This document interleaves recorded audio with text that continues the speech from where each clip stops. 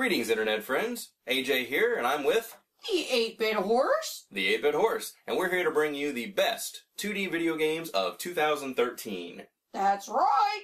So, just like last year, we're going to start out with the best updated re-release of a 2D video game in 2013, and the nominees are Mutant Mudds Deluxe from Renegade Kid, which is a rebalanced version of Mutant Mudds and offers checkpoints and some new challenge areas. Null Divide Plus from Merge the Memory Bit Studios. It's just like Null Divide on Xbox Live Indie Games, but it has an updated soundtrack, new modes, and fixes a number of programming issues, and makes it the definitive version of the game, and also it's free. Serious Sam Double D XXL from Mommy's Best Games. It's Serious Sam Double D with a new character, 2-player co-op, dozens of new guns, voice acting, things like that. Super House of Dead Ninjas from Megadev and Adult Swim Games. It's based on the House of Dead Ninjas Flash games and features new rooms, new weapons, and a completely new and more challenging tower called Transdimensional Leakage. Tiny Barbarian DX from Star Quail Games. It's a greatly expanded version of the original Tiny Barbarian with a longer game, more complex combat and level designs, and more moves. Velocity Ultra from Future Lab and Curve Studios. It's a graphically enhanced version of Velocity with a higher resolution and the ability to toss bombs in multiple directions independent of movement, which kind of speeds the gameplay up a bit. And the winner is Serious Sam Double D XXL. No, I call shenanigans. Why? Shenanigans? Shenanigans. What's going on? Why shenanigans? Because you worked on that game. I call shenanigans. Oh, well, yeah, okay. I worked on the game. Yes. I might have some swag. Yes. Like, you see the swag. just a shirt and like a frisbee. Pim Dash, yo. And- Please excuse our dope-ass swag. All right, so it's Serious Sam Double D is Disqualified. all right. I Party guess foul. that's disqualified. Yep. 1 second while I clean this up. All right, so the real winner is Doo-doo-doo. Super House of Dead Ninjas. Dead ninjas? Yeah, what about I like those almost as much as I like dead bunnies. Yes, dead ninjas are good. Dead bunnies are, well, creepy Even better. and creepy. And creepy. So yeah, Super House of Dead Ninjas, excellent Yes. game, roguelike, falling down through tunnel, killing ninjas. I like to kill things. Yes, good But times. only in games. I'm not really that bad. And we have an honorable mention as well, We do? which is Tiny Barbarian DX. Dude, tell me more about this game. So the original game was really simple, but they enhanced it, made it a full-blown game, and it's very much inspired by Conan the Barbarian movie Ooh, I like Conan. and books. Because he kills people. The next category is going to be the most innovative 2D game of 2013. Okay. And the nominees are And the nominees are... Cube Tractor from Ludochip. You pull blocks, build turrets and things like that, sort of like a real-time strategy, but you directly control the character and you build resources out of blocks that you pull through the environment. Elemental from Eye Illusions.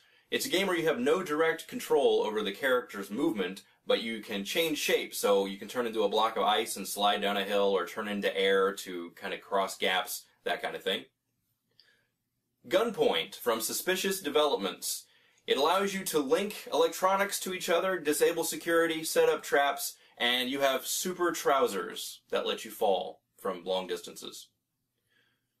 Rocket Car, or Rocket Car, from T-Chow, is a rocket-powered car in a tool-assisted speedrun game, where you independently control thrusters and you can back up time. SteamWorld Dig, from Image and Form. It's a game where you can permanently change the world around you, but you still have to leave yourself the ability to climb back up out of the mine to sell all of the minerals that you found below. And the winner for the most innovative game of 2013 Is... Gunpoint. Gunpoint. So the most innovative part of this is that you can link anything to anything. Light switches to elevators, you can set off traps, you can link even things to the guards' weapons, and when you feel like it, you can jump out a window and survive a 5-story fall Just like Stuntman 8-Bit Horse. Just like me. That's right, he's just like a cat. I always land on my head. Just like a cat. I don't think cats always land on their heads. Mine does. Your cat always lands on his head? Well, he didn't last many times, but he did. All right. So, next category. What is the next category? I don't know. As usual, I have to look, but I know what it is. You suck at this. I'm a terrible host. You are. The next category is the best old school throwback. Old school throwback? That's right. We like some old school games, right? Yes, we do. Nintendo. Yeah, Super Mario. Nintendo. Yeah, those guys. Yeah, I like that guy. All right, so here we go. Anodyne from Analgesic Productions. It's a top-down action-adventure game like The Legend of Zelda with a little added humor along the lines of Earthbound, where you use a broom and dust to save the world. Bad Caterpillar from Fun Infused Games, which is a throwback to the classic Centipede arcade game with a little bit of Millipede mixed in for good measure. Fist Puncher from Team 2-Bit. It's a no-frills beat-em-up like Double Dragon and Streets of Rage. Fugitive from John Thayer, based on classic action-adventure platformers, and black and white. Gorodon from Locomalito. It's inspired by mid-80s arcade games like Defender and Choplifter, except you're destroying everything instead of rescuing people. Hammerwatch from Crackshell, inspired by top-down dungeon crawlers. NES Remix from Nintendo, which features challenges based on Nintendo's classic NES games. Ultionis, A Tale of Petty Revenge from Andrew Bado, also known as Dark Falls X, which is based on late 80s and early 90s computer games, particularly Fantas.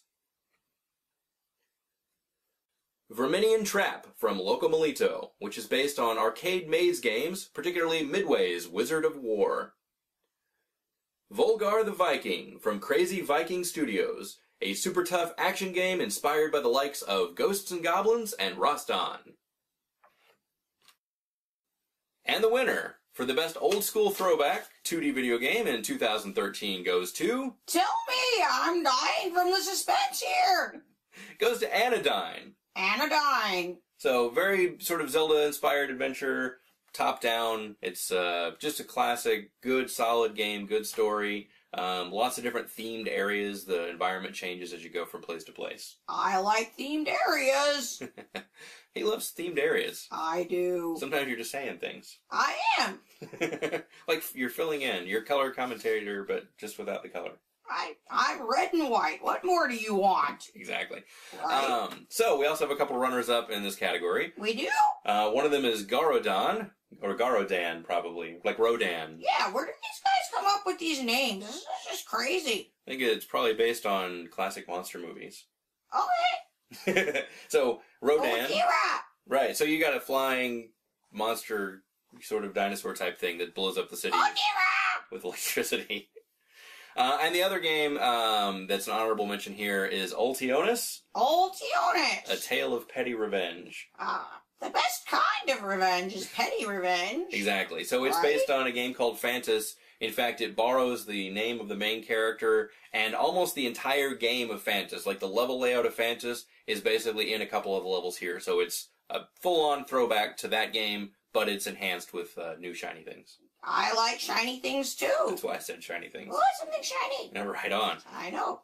So, hey, is it my turn to do a theme yet? Sure, we can give you a turn at this. What do you want? I would like to do the best, weirdest game. Best weirdest? That's good. We did that category last year. That's why I want to do it again this year. That's right. So you have in mind, I assume, some weird games. Well, of course I do. I wouldn't be a very good co-host if I didn't. So you're going to tell me that you have nominees? I do have nominees. All right. What's the line? And the nominees are... Electronic Super Joy from Michael Todd. An abstract game of platforming with cotton candy graphics and electronica music, and it's weird. Gunpoint from Suspicious Developments, where you can wire things in crazy ways. You can wire guns together and string together multiple electronics to set off traps. Ib and Ob from Sparpweed, a blobby platformer with weird creatures and co-op platforming across 2 gravity-reversed planes. Incredipede from Northway Games, a game where you can create hideous monstrosities by growing legs out of a head with an eyeball and crawling through gravity-based physics environments with weird monstrosity creatures that are weird and monstrous. Rocket Car from T-Chow, a rocket-powered car in a tool-assisted speedrun where you can back up time. And the winner for the best weirdest game in 2013... Whoa, wait, shenanigans? I call shenanigans. There's more shenanigans now? There is. This slipped. Is your category. Yes, but you slipped in Incredipede. Incredipede? Well, yeah, that's a pretty good game. Yeah, but it came out in 2012.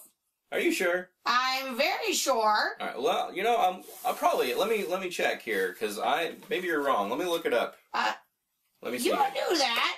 So I got this book here. It's all of the games that were 2D games released in 2013. No. Yeah. No. Show me this book. It's right here. Look at all these 2D games. No. This is Hyrule Historia. Yeah, it might be the Hyrule Historia. It is.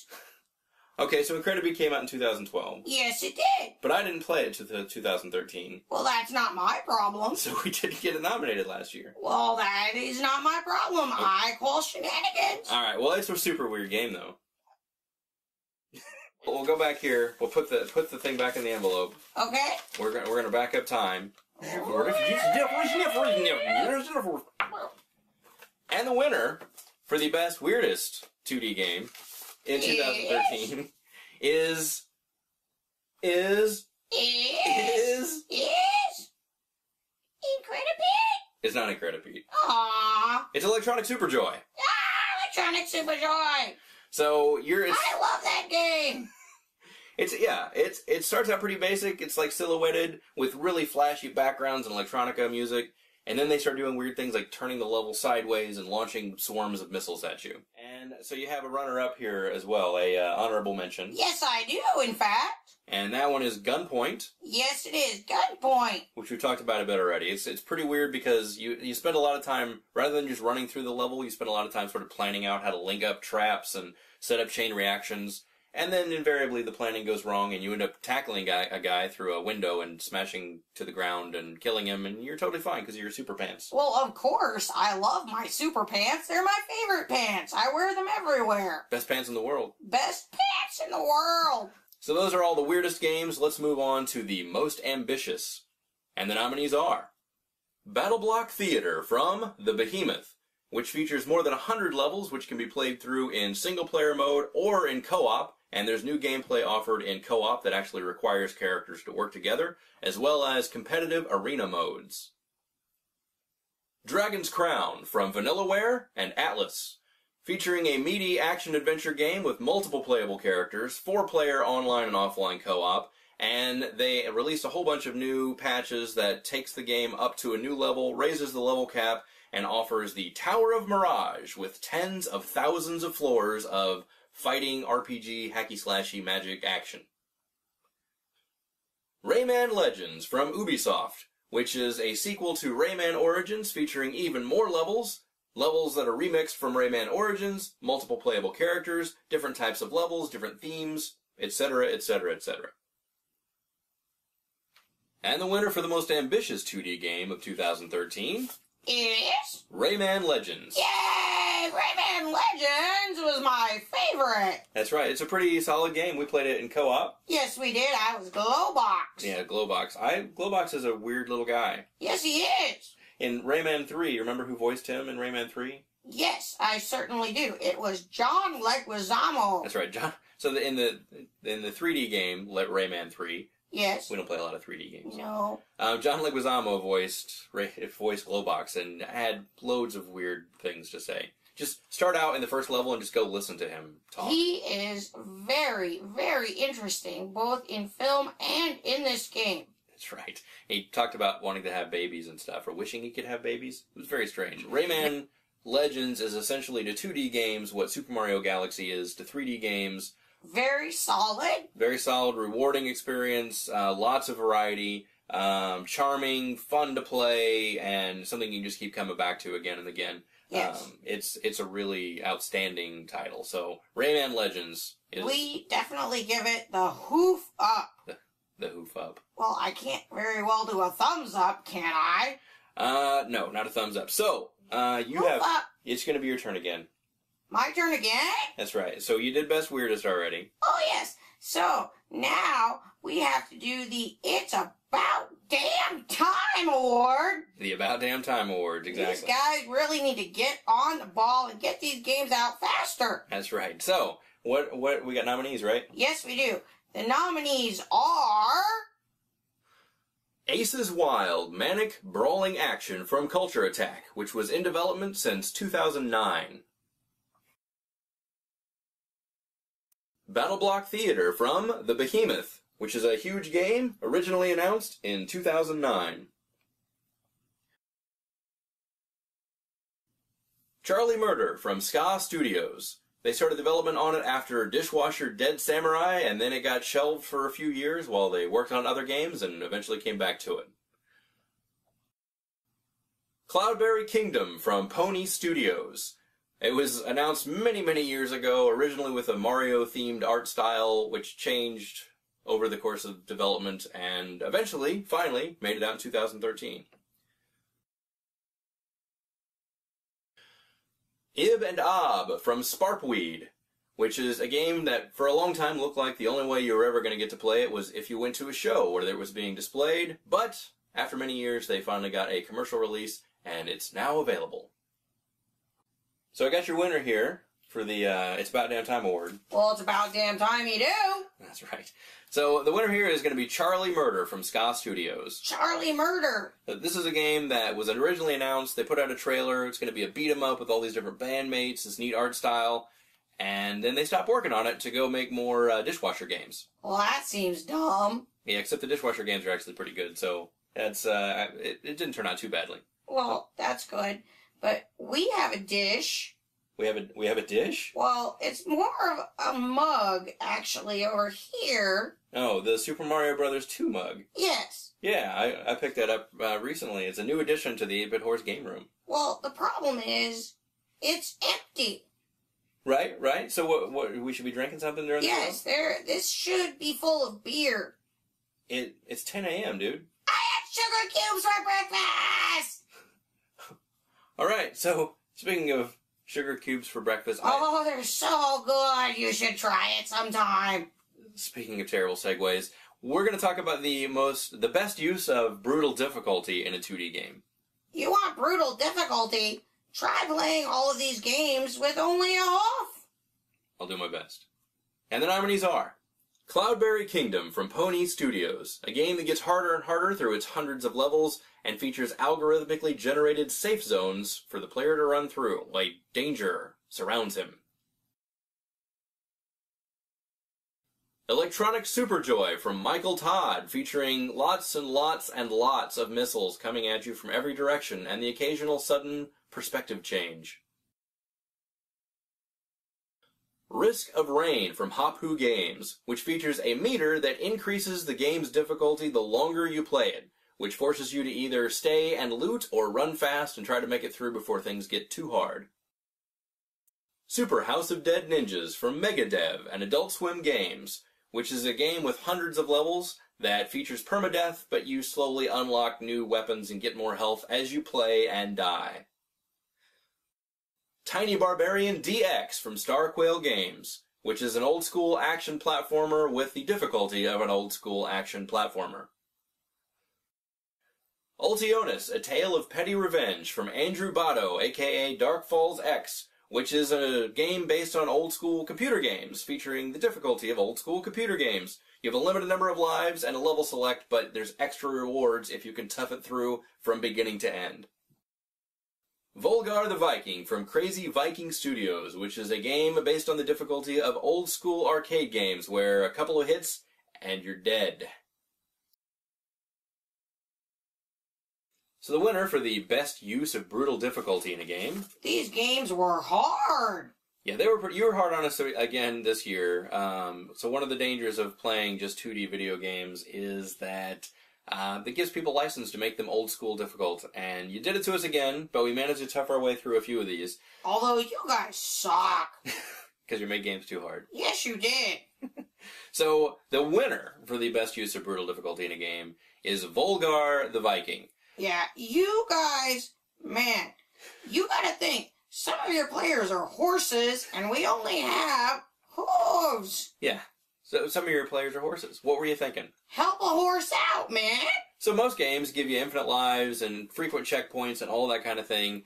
This game, well, you get infinite lives, but man, when you die, you start the level over, and it's so easy to die. You take 2 hits and you're dead. You can play the whole game, just inch your way through like a level at a time, but the best rewards are for playing the whole game start to finish, plus unlocking bonus levels that are even harder than the main game, and then beating those on one playthrough. So we have a couple of honorable mentions in this category as well. Yes, we do. We have Super House of Dead Ninjas. I like dead ninjas. Which again, quick deaths, many floors, permadeath. You start from the beginning, but you little by little open up new stuff that makes the game easier.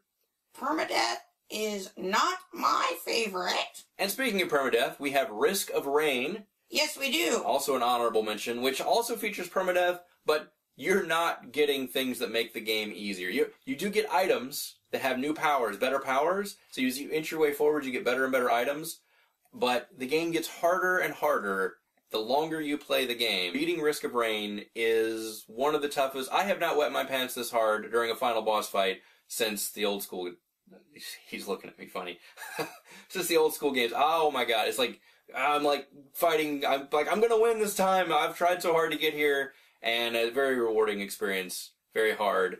Alright, so I suppose it's probably your turn again for a category. I am the 8-bit horse. So what do you got lined up for us? I have the best ninja game. Best ninja game. Okay, yes. Well, we did a ninja game category last year. Yes, we did. But I thought we weren't having one this year because there weren't enough games with ninjas in them. You lie. All right, well, okay, well, what games are you going to nominate that have ninjas? Well, we had 3 games with ninjas.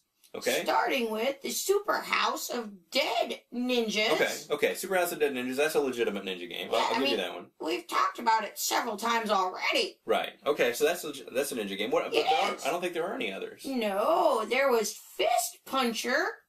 Okay, Fist Puncher is not a ninja game. It's just yes, it is. What makes it a ninja game? There was Dr. Karate. Dr. Karate? Okay. Yeah. So the name of the main character is Dr. Karate. Yes. And that makes him a ninja. It does. A karate ninja. Yes. All right, what else you got? I also have Gunpoint. Okay, Gunpoint, you're totally not in it. You're a secret agent or something like that. No, you have stealth. Right? You can climb the walls. Only ninjas can climb walls. Okay, you can climb walls, yeah. Yeah, and there's big jumps. Big jumps, right? And you got the super pants. Yes, super pants. You can crawl across the ceiling. Super ninja pants that make you crawl over the ceiling. Yeah, you know, I still think you're not ninja. You're not a ninja in that game. Who is the 8-bit horse? Dr. Karate is also not a ninja. He's a doctor. And who is the monkey that gets paid to write these articles? I'm the paid monkey. All right. You are. Let's assume for a moment that the only ninja game was Super House of Dead Ninjas, which we talked about already. And why don't you tell me what category you would do if you couldn't pick a ninja category? What would be your best game? Well, you're going to break my heart if there's no ninja category. Yeah. Well, okay. Give me a category. What else you got? All right. Well, then I guess we'll have to go with the best bunny game. Okay, you did a bunny rabbit category last year. I did. Okay, it was my favorite. I believe it. So, how many games were there this year with bunnies in them? Well, there was Dusty Revenge. Okay, yes. Dusty Revenge, beat 'em up, that definitely starts bunny. Yes, it does. Okay, one bunny game down. Yes, yep. And don't forget Full Bore. Full Bore starts a boar. It's a pig. A pig boar. That's not a bunny. Okay, then how about Guacamole? You can't argue with Guacamole. I can definitely... Guacamole stars a Mexican wrestler. He's not a bunny at all. Like, he's not even close to a bunny. He's a chicken. He can get turned into a chicken. Like, with voodoo powers. Well, of course. He's not actually a chicken. So, okay, wait. We got bunnies. We got a bunny. We got a pig. A pig. And we got a chicken. Yes. So this is the best farm animal game, really, if you think about it. And you have a problem with this. So really, you're talking farm animals here. Chickens, pigs, and... is a bunny even a farm animal? I don't see why not. Would you eat bunnies? Do you eat bunnies? I would eat a bunny. Cute little bunnies? Are tasty? Yes. Yeah? They taste like voodoo chickens. Uh-huh. Yes. They probably do. Yeah, so the cuter, the tender. Of course. Okay. So if you had to pick the best farm animal game of 2013 between your chicken, your pig, and your bunny, what are you going to go on with here? I guess I would have to go with Guacamole. Guacamole. All right, excellent. You got Metroidvania, wrestlers, occasional chicken, which kind of makes it qualify, right? Chickens are hot. Okay. So that we're not... We love making 45-minute videos around here, but we should probably cut this and go on to the next legitimate category, you think? I guess. Okay, so let's talk about the best puzzlers or puzzle platformers. All right. Puzzles. And the nominees are... Cube Tractor from Ludochip, a game where you pull blocks to build turrets in strategic locations. Ib and Ob from Sparpweed, a game with environmental navigation where you take two players and operate on different planes of existence with different negative gravity. Teslagrad from Rain Games, a game where you use magnetism to repel and attract yourself and various objects in the environment to solve puzzle platform things. Wiv and Keep, the Temple of the Lost Idol by A Jolly Corpse, a game where you push blocks and have one or two players, then it's more about strategy, switching players, or having two people solve puzzles together. And the winner for the best puzzler or puzzle platformer in 2013 is... Ib and Ob. Yay! So this is a game that basically requires two players. Yes. They let you play with one player, so each player can have one player can have each analog stick control a different character. Yes. But that's really, really hard unless you have your brain is split in two. If you got two brains, you could probably play this game. Instead, you need to pair up, you need to find a buddy. Like me. Like you, preferably a friend who has roughly equal platforming powers that you have. I have hooves. Yeah, he's got hooves.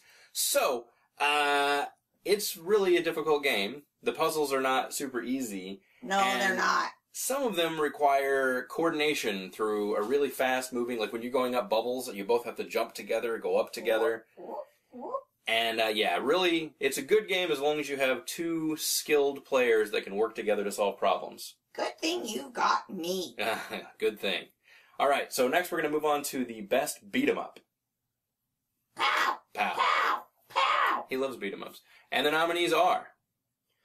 Aces Wild, Manic Brawling Action by Culture Attack. A game with air-based combat where you'll hardly ever touch the ground, plus there's a focus on building up a wild meter that lets you unleash more powerful attacks. Dusty Revenge from PD Design Studio. It's a straightforward beat-em-up with high production values in terms of the visuals, but kinda mediocre writing. Plays like Shank, but with more of a focus on melee than guns. Fist Puncher by Team 2-Bit. It's a lo-fi beat-em-up like Double Dragon with good humor, but it's sort of a no-frills game, lots of levels in a non-linear environment, and some minor character upgrades. Foul Play by Mediatonic, a fighting game that takes place on a stage where you're fighting actors in costumes as opposed to like muscled up thugs, and it's got a lot of humor surrounding like actors getting the hook and being pulled off stage, and it's a huge story about Baron Dashforth's amazing yet possibly not completely real life, but kind of. And the winner for the best 2D beat-em-up in 2013 goes to... Me!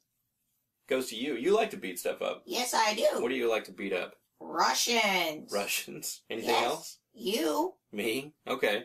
So the best beat 'em up this time around goes to Dusty Revenge. That's your Dusty Revenge. your bunny rabbit game there. I like to beat up bunny rabbits, too. So yeah, it's really well done beat 'em up, high end visuals. Like I said, a little bit of mediocre writing, but in a beat 'em up. Are they Russian bunny rabbits? No, he's a Western bunny rabbit. Western. They didn't really have Russians. I mean, Okay. they had Russians. Anyway, we're gonna get emails. Yes, we are. So you beat folks up. You got a couple supporting characters that can launch. There's a sniper, and there's like a heavy duty, like a bear that shoots. There's no humans. It's all fuzzy little creatures, which should make you plenty happy. I like fuzzy little creatures. Indeed. And a honorable mention this time around is for Fist Puncher, which is very much a straightforward. It's not trying to do anything else other than be a beat 'em up. It's got chunky graphics. It's basically like, Double Dragon. You just kind of punch and kick your way through the whole thing. You get some minor upgrades along the way, but otherwise, you're just going to punch and kick the whole time. How about a hoof punch? Hoof like punch. That? Hoof punch. Wow! All right. Moving on. Yes. All right. The nominees for... What are we Best doing? platformer? Best platformer. I'm glad you got you around to keep my track. Nominees for the Right. best platformer are 140 by Jep Carlson, an abstract platformer where abstraction actually plays a role in the game because the player has to figure out how things in the environment work through observation and experimentation. Battle Block Theater by the Behemoth, featuring loads of environments and an entire campaign that can be played through two-player co-op with modified gameplay. Electronic Superjoy by Michael Todd, also an abstract game, but considerably more straightforward with the silhouetted character, backgrounds, electronica, and occasionally things turning sideways and lots of missiles. Rayman Legends by Ubisoft. Classic Rayman action with modern gameplay and visuals with a lot of variety, a lot going on, hours and hours of gameplay, and loads of reasons to come back and unlock more stuff. And the award for the best 2D platformer in 2013 goes to... Who does it go to? Rayman Legends Rayman Legends. by Ubisoft.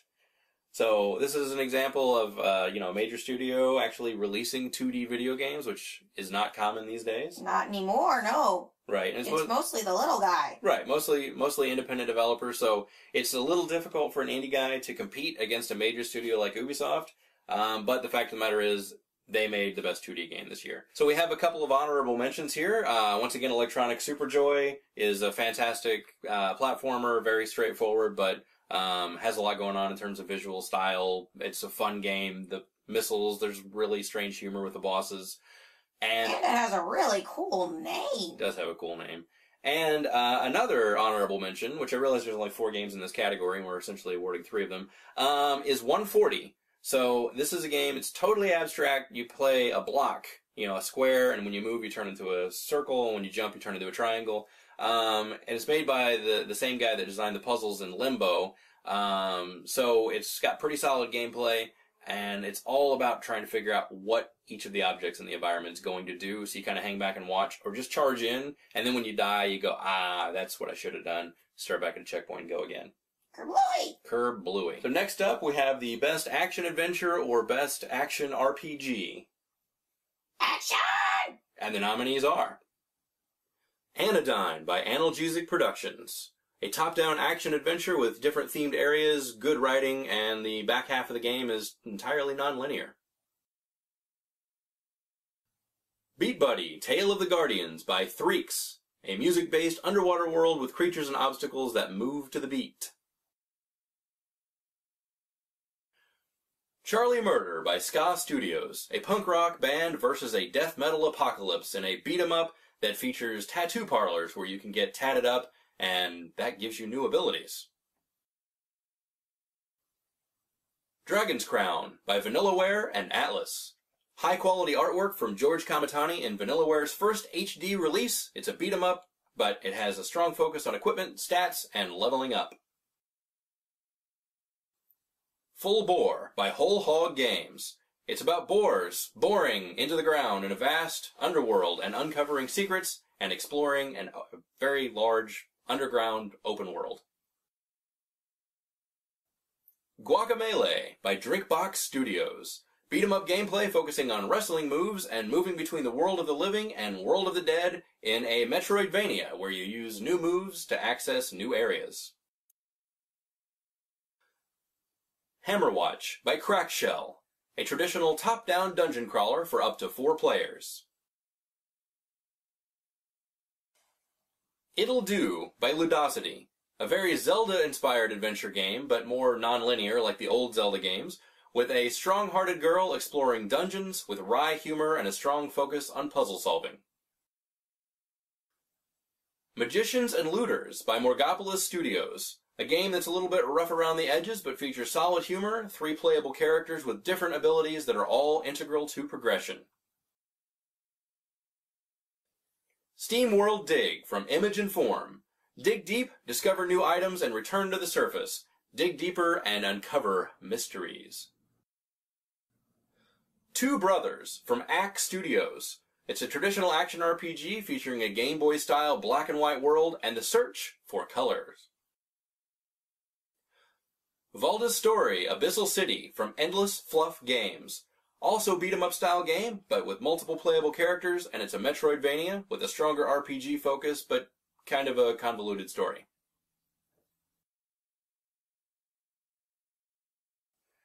And the winner for the best action RPG or action adventure game in 2013 goes to Guacamelee. So, once again, Metroidvania, action, exploration, new moves, wrestling, beat-em-up gameplay. Also like to do an honorable mention for Anodyne, which is, again, top-down action, broom, dust, lots of adventure. So, it seems like my buddy over here's got, he's in the middle of doing something. So, what are you doing right now? Playing a game? Oh, yeah? And Yes. I assume it's a game that's nominated in this category? Of course. Uh-huh. What do you got going on over there? Looks to me like SteamWorld Dig. SteamWorld Dig! Yeah? So, that's the digging game, right? Pow, yes! It's sort of a Steam world. It is. So, yeah, SteamWorld Dig. Will you shut up so I can play my game? This is a game that we both enjoyed. And it's also a game that took us by surprise a little bit. I was not expecting to have like a really, really good time with this game. It looked like a straightforward. I mean, it looked like all the mining games that are out there. You go down, you mine for resources, you go up, you build a better pickaxe or whatever you got, and go back down. And it looked like that regular kind of slow, boring sort of game. But it sneaks up on you. Yeah, so there's lots of like cool enemies, a good story, mysteries to explore. You basically can dig the world however you want, but that's also a danger because you need to make sure you give yourself a way to get back up out of the thing. But there's a few places where there's teleporters and things back to the surface. You're fighting resources, you're running out of water, you're running out of light.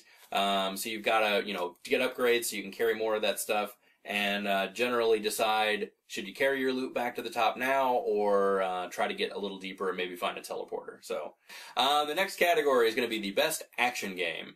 And the nominees are Bad Bots from Point 5 Projects, a straightforward survival action game about a guy fighting through hundreds of evil robots with various guns across a big ship.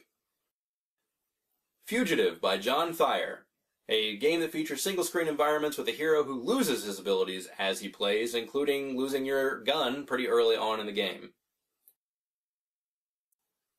Risk of Rain by Hop-Hoo Games. Straightforward action, shooting, and it's a roguelike with permadeath, so you start from the very first level every time you play, and slowly unlock new items to help you get even further. Serious Sam Double Disqualified from Mommy's Best Games, featuring 40 guns, 2 players, big bosses, traditional Serious Sam enemies, plus some new ones, which we're not going to let that one win because I worked on the game, but there's video right now. Super House of Dead Ninjas by Megadev and Adult Swim Games. It features a descent into a huge tower with hundreds of floors and a timer constantly counting down with all action all the time and roguelike elements as well. Tiny Barbarian DX from Starquail Games. A straightforward action game inspired by Conan the Barbarian where you fight with swords, platform, ride on the back of a giant beast, and fight through unique bosses. Ultionis, A Tale of Petty Revenge by Andrew Botto, aka Dark Falls X. It's a shmup where you crash onto a planet and then it becomes an old-school computer-style action game. Tough to beat, but there's additional rewards for those who play through everything. Volgar the Viking by Crazy Viking Studios. An incredibly challenging game that's hard to beat even the first level and just gets harder from there, with complete mastery required to beat the game, and also plenty of things to uncover for those who play it from start to finish and unlock all of the bonus levels. And the winner for the best straightforward 2D action game in 2013 goes to... Action! Volgar the Viking.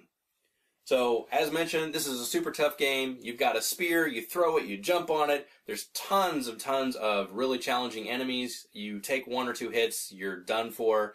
And if you really want to see all the best stuff the game has to offer, there's bonus levels. You can play through the whole game start to finish, go through the bonus levels, and really challenge yourself to the true final level and final boss. Which, of course, we do, because we have nothing better to do than play games. We play a lot of games. Yes, we do. Honorable mention goes to Super House of Dead Ninjas for... Dead Ninjas! Non-stop action, descent, crazy, you'll drop 10 floors in 5 seconds, hacking and slashing ninjas apart.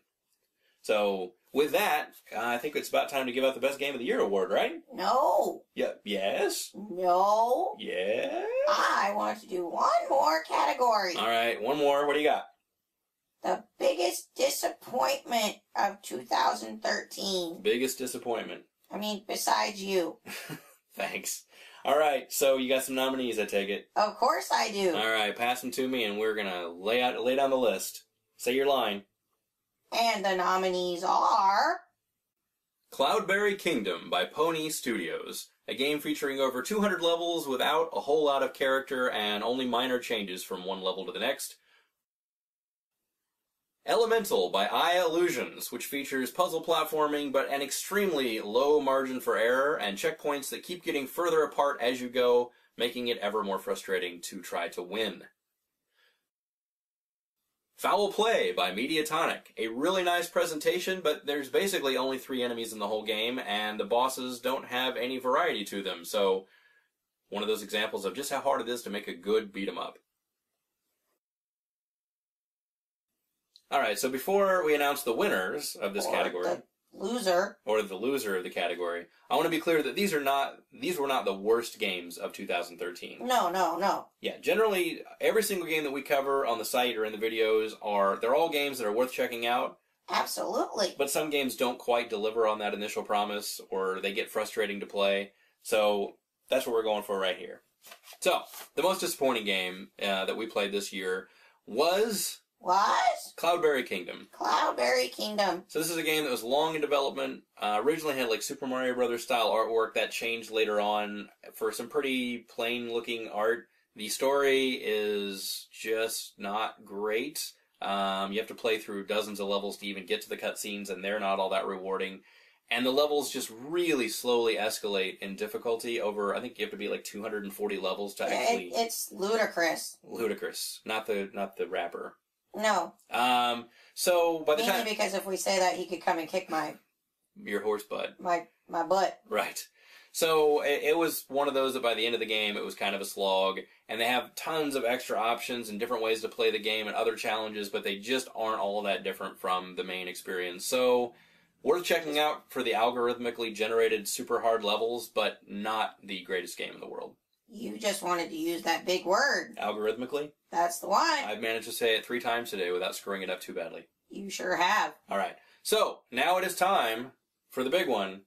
The big one. The best 2D video game in 2013. Ooh. So, once again, all games worth playing, but we gotta pick at least one. So, That's right. Here it goes. And the nominees are Anodyne from Analgesic Productions. Electronic Superjoy by Michael Todd. Guacamelee by Drinkbox Studios. Gunpoint from Suspicious Developments. Rayman Legends from Ubisoft. Super House of Dead Ninjas from Megadev and Adult Swim Games. Volgar the Viking from Crazy Viking Studios. Alright, so in this shiny little envelope, want to smell it? I have the best 2D video game of 2013. What? From a list of fantastic games, every single year that passes we get even better 2D games. It all makes me very happy. But in the end, there can be only one, There can be only one. Like Highlander. That's right. And Horselender. Yes. Enough of the bad jokes. Here it is. Yes, please. The best game this year. We've talked about it several times today. Volgar the Viking. Yay! Fantastically well done, really tight gameplay, limited moves, super challenging, and if you can manage to beat even the first couple levels and stick with it and play through this game, you are a Viking. You are a dead-on Viking. You are awesome. Super Why, fun. thank you. Yes, and thank you. Thank you. So, if you would like to check out more about these games, you can go to 8bithorse.com. That's right, home of the 8-Bit Horse. That's me. And loads and loads and loads of articles about 2D games. We've been doing this for about 4.5 years, and we have tons of stuff out there for you to see. It's pretty awesome. So drop on by, and until next time, I'm the 8-Bit Horse. And I'm AJ. We'll see you then.